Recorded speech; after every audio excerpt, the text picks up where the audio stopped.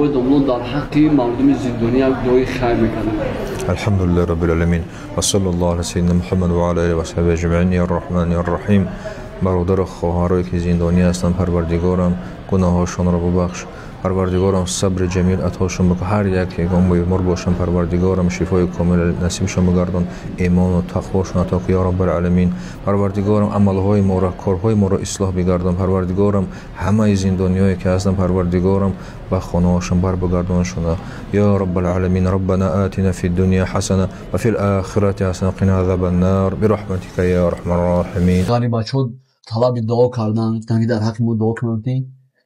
در کار کارشون برکت شود و مشکلشون آسان گردد که کمی دورهای خیلی را فیصل کردند. الحمد لله رب العالمين وصلى الله على سيدنا محمد وعلى اله وصحبه اجمعين. يا ارحم الراحمين ارحم الراحمين. اللهم بارك لنا في الدنيا في الموت وفي بعد الموت.